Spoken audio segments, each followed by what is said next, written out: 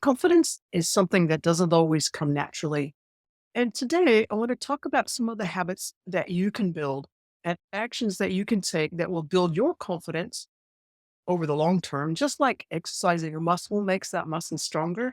So, let's talk about things that you can start doing right now to develop those confidence building habits. The first one I want to talk about is the habit of breaking down tasks. If you're working on something that feels huge or intimidating, like maybe pitching an idea to somebody, or going for a big job, or basically starting a business, it will be so much easier to do if you break down this process into smaller, manageable steps. For example, let's say you're going to pitch an idea for an article to a publication. You're going to start by finding a publication that takes pitches, and then you're going to research the publication to get a sense of the vibe and what they're looking for. Then you're going to turn your notes into a really rough first draft pitch. Then you're going to polish your pitch. Then you're going to take a deep breath and hit send for the email. And then you need to make sure that you schedule follow up emails because most of the time you're not going to get a response straight away. And then you need to keep sending those follow up emails. So doing each step builds momentum, and splitting those steps out like that makes the whole process seem not quite so overwhelming. The second thing that you can do in terms of building habits that can help you build confidence is to start to think about how you can reframe your negative thoughts. It's really easy to let our brains droop down into negativity territory, which is not great because if you don't nip negative thinking in the bud, it can stop you in your tracks and rob you of momentum, of lessons learned, of success. And all because you've convinced yourself that you're not good enough or not experienced enough, or who are you to think anyone would want to read what you've written, et cetera, et cetera, et cetera, ad nauseum. Please pass the bar fade. I think you know what I'm talking about. We all have negative imposter shaped thoughts, all of us. So it's more a matter of figuring out how to deal with those thoughts instead of beating ourselves up for having them. The trick, of course, and this is mindfulness and habit building coming in, is to first learn to recognize that your thoughts have gotten trapped in a negative mindset whirlpool before you spiral down. And secondly, to immediately take an action that's going to reset the focus and direction of your thoughts. Now, the one thing that I've found that really helps me is to reframe what I'm thinking. And sometimes just that process makes me feel like I'm living in a parallel universe, trying to come up with a suitably positive reframe. But it does help turn thoughts like, I'm not experienced enough into, wow, I'm learning so much every time I try and fail. The third thing I want to talk about is the habit of celebrating small wins. Now, I have to confess that when I was working in corporate as a chief information officer, celebrating the small wins and the successes was not something that pushed my buttons that much. I would tend to finish something and then immediately move on to the next thing. But the science is pretty clear on this one. In The Power of Small Wins, a Harvard Business Review article, authors Teresa M. Amabile and Stephen J. Kramer, and I hope I pronounced their names correctly, dive deep into what they call the progress principle, which very simply they say, of all the things that can boost emotions, motivation, and perceptions during a workday, the single most important is making progress in meaningful work. And the more frequently people experience that sense of progress, the more likely they are to be creatively productive in the long run, whether they're trying to solve a major scientific mystery or simply produce a high quality product or service. Everyday progress, even a small win, can make all the difference in how they feel and perform. Now, the way I think of it is that acknowledging a small win brings it to the front of your mind. And by focusing on that small win in a very mindful way, even just a quiet little woohoo gives your brain a bit of an endorphin hit. And I do so like endorphin hits.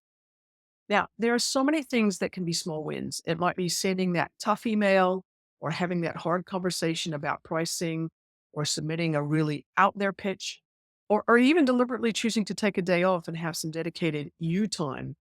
Anything that's going to help you celebrate that small win in a meaningful way. All right, let's talk a little bit about the habit of learning from rejection. So here's the thing. Do you seriously know anyone who got a great writing gig the first time they asked for one and they've never been turned down since? Or have you seriously ever heard of anyone who started up a business and they got it absolutely 100% right from the very get go and never made any mistakes? Nope, didn't think so. Now, we all have to deal with rejection as writers or as business people, and we might as well figure out how to reframe rejection into something more positive so that we can use each rejection as a learning tool rather than letting it eat away at our confidence. Now, recently, I've been thinking about adding a new type of writing service to my business. So I started reaching out to people that I already had a working relationship with and who might reasonably want that service. And I told them that I was thinking about offering this new service and asked if they would be interested. And the result? I got a handful of no, thank you, we don't need that type responses, plus a bunch of crickets from the rest. So, for those of you who are not familiar with that term, crickets, it basically means absolutely zero responses, as in no replies at all. And I'm delighted. Well, why am I delighted when it's actually a rejection? Because I've just saved myself a ton of wasted time and effort by not having to work on creating the new service. If it's not needed, there's no point in creating or offering it. So now I can spend my time coming up with another better idea. Okay, let's talk about the habit of seeking feedback and mentorship. It can be a really lonely life as a freelancer of any kind, let alone as a writer or a small business owner. And one of the best things I ever did was to join a handful of communities that were full of people trying to do the same thing that I do. Being in communities like that gives you a place to share, to ask questions, to seek help and give help, and all the things that make a community a great place to hang out. And finding a mentor, either within this community or outside it, is really vital to your long term success. Your mentor might be someone you talk to on a regular basis, or it might be a mix of books, podcasts, and information you find online or on YouTube. So, wherever you find someone who is ahead of you on the path to success, whether that's in a community or outside of a community, it's always good to stop for a second and see whether they're willing to share what they've learned from their own successes and failures. And that's what we like doing on this podcast. We really, really enjoy doing that. And also in the videos we make for the YouTube channel. Okay, let's talk about something that gets said a lot, particularly in the world of online business, sometimes for writers, not quite so much usually, but that's the habit of saying the phrase, fake it until you make it. And so maybe we should be talking about the habit of faking it until you make it. But I have to confess that I actually hate that saying. Fake it until you make it seems so false. And it wasn't until I started to think about it more deeply that I realized that is simply another way of saying, hey, just get started. You're going to be bad at it, but the only way you're going to get better is to keep doing it and doing it and doing it until suddenly you realize that you actually do know what you're doing and can do it well. And there's something called the conscious competence model that I find super helpful in explaining how this actually works. Because basically, as you try, and try again, you go through four stages. The first stage is unconscious incompetence. You don't know what you don't know. Then you have conscious incompetence. Do know what you don't know. Then you move through to conscious competence. You know what you're doing, but you have to really concentrate to get it right. And then you have unconscious competence, where it's so easy for you to do that, whatever it is that you're doing, that it's like breathing and you cannot understand why other people find it so hard or even impossible to do.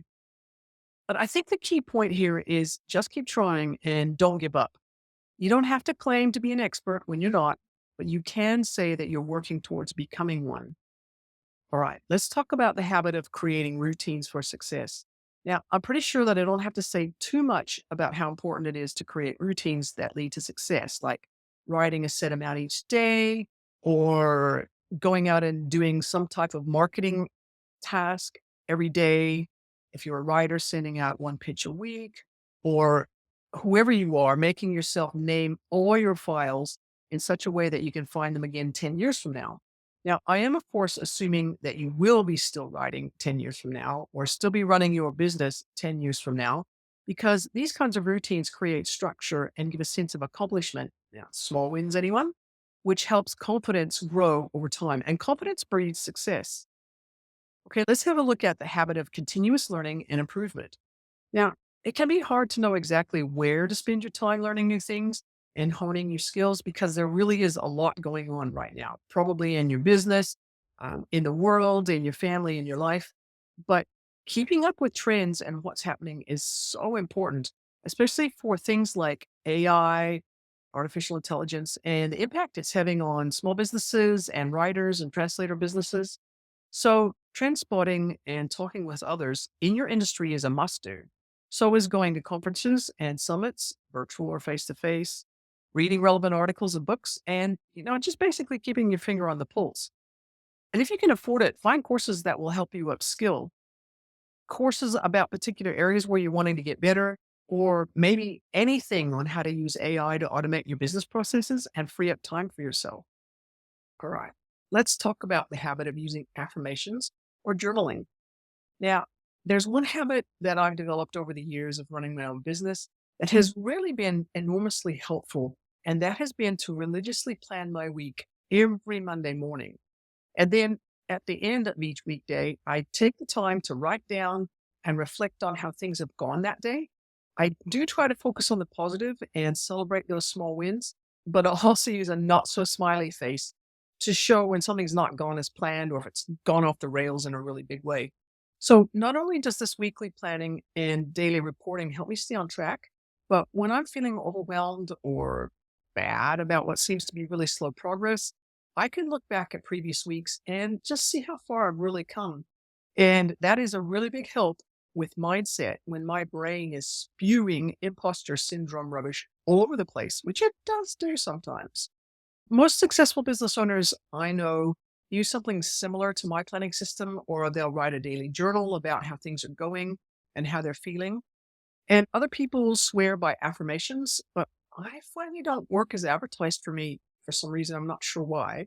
So instead, just before I go to sleep, I'll think about 3 to 5 things that I'm grateful for that day. And not only does that send me to sleep in a better mood, but it sets my unconscious mind up in a good way for the next day. And there you have it. So creating good confidence building habits that stick is a really long term game that does require intentional effort. And there are a lot of things on this list, so don't try to do them all at once. In fact, I recommend that you pick just one and try that particular one for a while. You can either start with one that interests you the most, or you can go with the one that seems the easiest for you to get started with. It doesn't really matter. Just choose one and do it. And most of all, remember to give yourself a bit of grace. I find when I'm starting something new or doing something that requires new skills, it's really helpful to remind myself that everyone starts at zero, or as one person puts it, we all start at suck.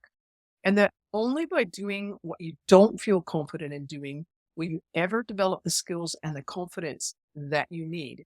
So when you're not feeling the confidence you need to take that next step or finish that next task, just try a few of these confidence and habit building techniques. You might just be amazed at how well they work. And if that was really helpful, please hit like and subscribe, and I'll see you in the next video.